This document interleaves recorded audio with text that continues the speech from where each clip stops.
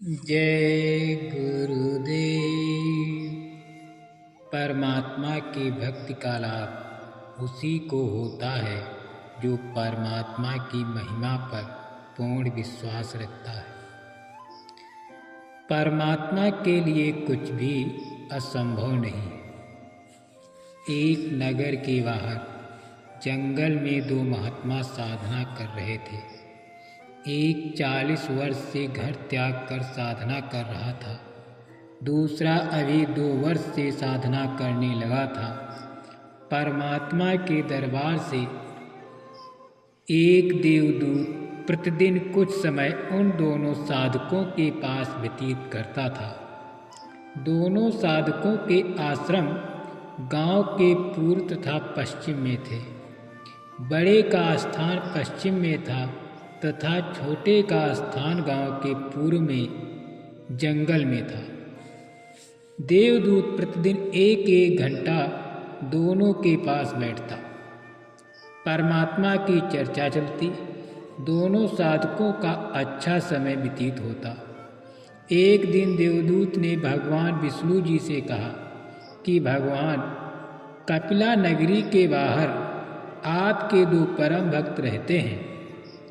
श्री विष्णु जी ने कहा कि एक परम भक्त है, दूसरा तो बनावटी भक्त है। देवदूत ने विचार किया कि जो 40 वर्ष से साधनारत है वो पक्का भक्त होगा, क्योंकि लंबी लंबी दाढ़ी, सिर पर बड़ी जटा यानी केस है और समय भी 40 वर्ष बहुत होता है। देवदूत बोला, हे प्रभु, जो 40 वर्ष से आपकी भक्ति कर रहा है वो होगा परम भक्त। प्रभु ने कहा, नहीं। दूसरा जो 2 वर्ष से साधना में लगा है।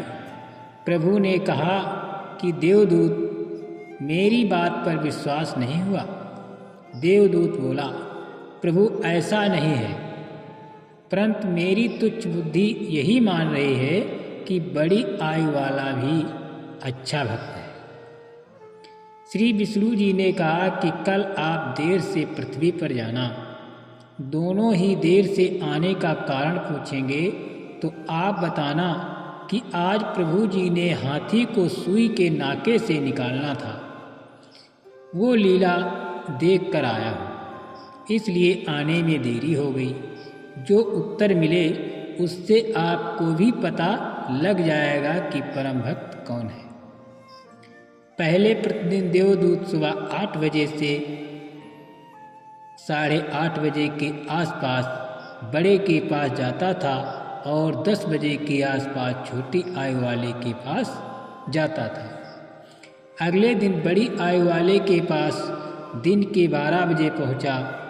देर से आने का कारण पूछा तो देवदूत ने बताया कि आज 11 बजे दिन के परमात्मा ने लीला करनी थी, वो देख कर आया हूँ। 40 वर्ष वाले ने पूछा, क्या लीला प्रभु की थी, तो बताइए। देवदूत ने कहा कि श्री विष्णु जी ने कमाल कर दिया, हाथी को सुई के नाके यानी छिद्र से निकाल दिया। ये सुनकर भक्त बोला कि देवदूत, ऐसी झूठ बोल जो सुने उसे विश्वास हो। ये कैसे हो सकता है कि हाथी सुई के नाके से निकल जाए? मेरे सामने निकाल कर दिखाओ। देवदूत समझ गया कि भगवान ही सत्य कह रहे थे। भगवान सही कह रहे थे, ये तो पशु है, भक्त नहीं। जिसे परमात्मा पर ही विश्वास नहीं, वो सक्षम है।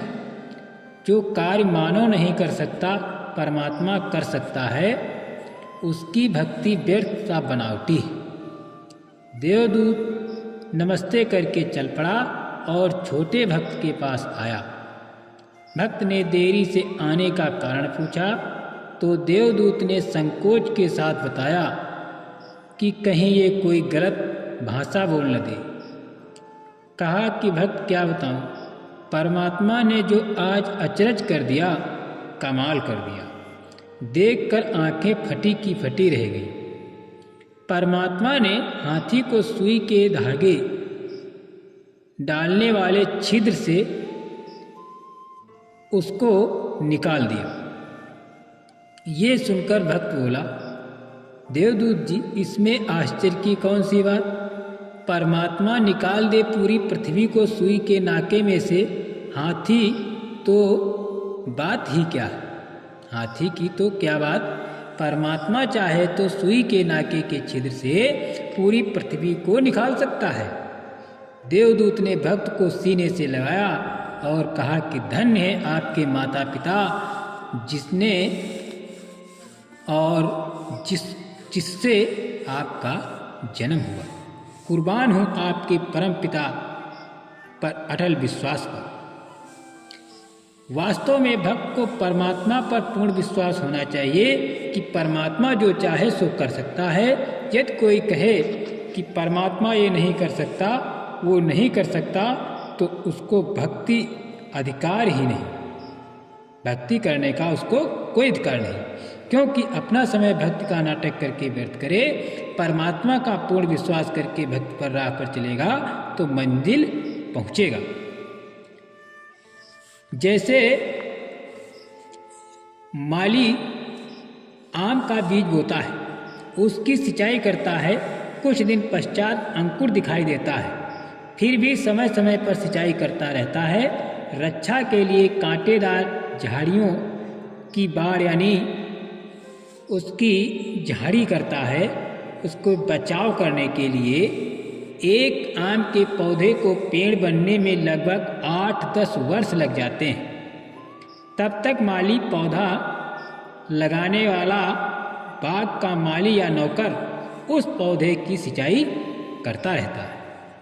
जब आम का पेड़ बन जाता है तो आम के फल लगते हैं, इतने लगते हैं कि स्वयं का परिवार भी खाता है तथा बेचकर अपने निर्वाह भी करता है। इसी प्रकार भक्ति नाम रूपी बीज को बोकर यानी दीक्षा लेकर उसका स्मरण दान रूपी सिंचाई करते रहना चाहिए। आम के पौधे की तरह धीरे धीरे भक्ति रूपी पेड़ बनने के पश्चात सुखों का अंबार लग जाएगा। जैसे आम के पेड़ के टनों आम लगे, खाए और बेचकर धन कमाया, इसी प्रकार भक्त को धीरज रखना चाहिए। धीरे धीरे भक्ति का परिणाम आने लगेगा। कबीरा धीरे धीरे रे मना, धीरे सब कुछ होए, माली सींचे सौ घड़ा, समय आए फल होए। भक्ति में 2 काम है, नंबर 1 धीरज और नंबर 2 विश्वास। जय गुरुदेव।